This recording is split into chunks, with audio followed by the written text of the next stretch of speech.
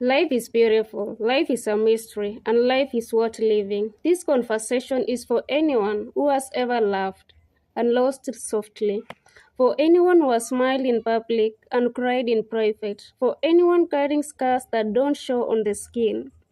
This is for the ones still learning how to breathe through heavy days, for the ones who had to grow up too fast, for the ones who kept going even when they were tired.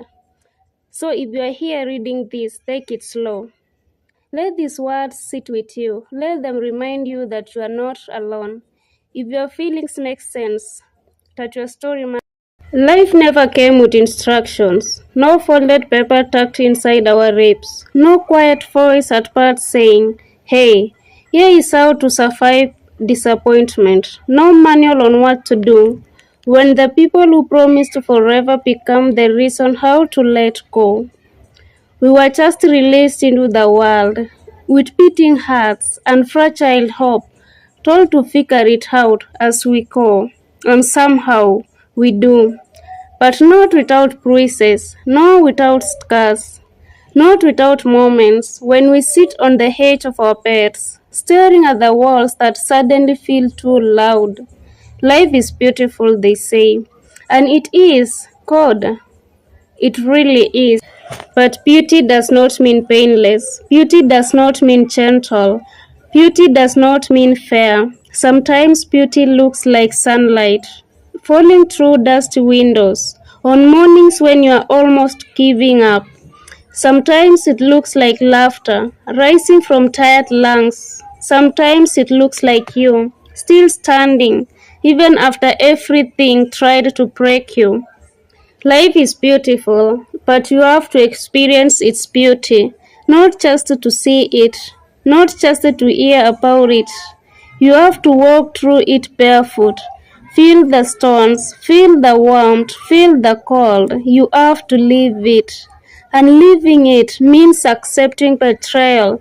Rarely comes from strangers. No, it comes from familiar faces, from people who know your favorite songs, who know how you take your tea, who know how your childhood stories, who know your soft places. Betrayal doesn't knock loudly, it enters quietly. It sits beside you, it laughs with you, it tells you everything will be okay. And then one day, it leaves you staring at your phone, reading messages that no longer sound the same. Deepest wounds don't come from enemies. They come from people you trusted with your heart. They come from voices that once made you feel safe. They come from hands you thought would never let go. And suddenly, you understand something painful. Not everyone who walks with you is walking for you. Some are only passing through. Some are lessons. Some are mirrors, some are storms. We grow up believing love protects us, but sometimes love teaches us how to survive loss. Sometimes love teaches us how strong we really are. Sometimes love leaves scars, and those scars, they don't come from random accidents. They come from memories, from late night conversations, from shared dreams, from promises whispered in quiet moments. They come from believing. They come from hoping. They come from opening your heart in a world that doesn't handle hearts gently.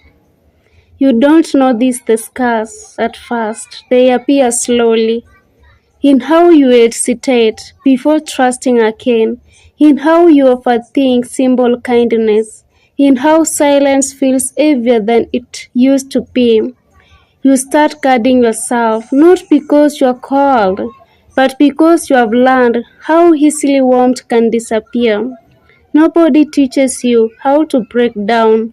Nobody tells you what to do when your chest feels too tight and your thoughts won't slow down. There is no chapter in school called How to Survive Heartbreak. No exams on what to do when everything falls apart. Nobody gives you step by step instructions for grief. They just expect you to keep going, to wake up, to show up, to smile, to function, even when your world feels like it's collapsing quietly inside you. They say, be strong, but they never explain what strong actually means because strength isn't loud. Strength doesn't always look like confidence. Sometimes strength looks like getting out of bed when you don't want to. Sometimes it looks like crying in the shower so nobody hears you. Sometimes it looks like choosing to breathe one more time. Sometimes it looks like forgiving yourself for not being okay. Breakdowns don't announce themselves, they arrive in small ways. I am tired, in tired eyes, in short tempers, in distant smiles. They arrive when you realize you have been holding too much for too long. They arrive when you finally stop pretending. And when you break down, you learn something strange. Crying doesn't make you weak, it makes you human. Tears are just emotions, finding their way out. They are not shameful, they are necessary. They wash away the heaviness. They soften the hard places. They remind you you are still alive. Sometimes you cry because you lost someone. Sometimes you cry because you lost yourself. Sometimes you cry because you are tired of being strong for everyone else. And that's okay.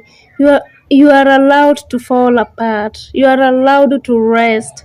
You are allowed to feel.